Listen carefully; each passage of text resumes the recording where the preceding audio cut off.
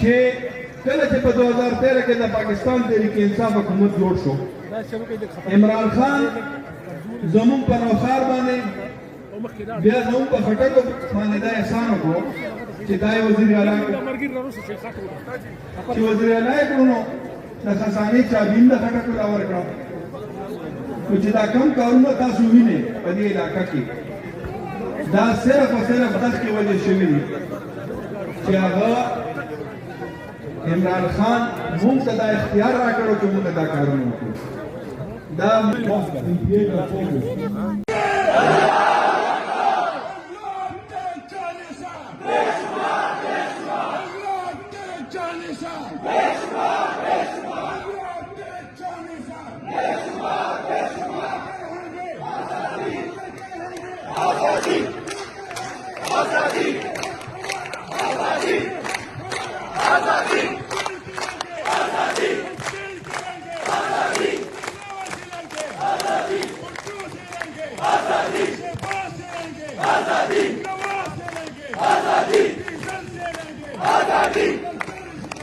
आजादी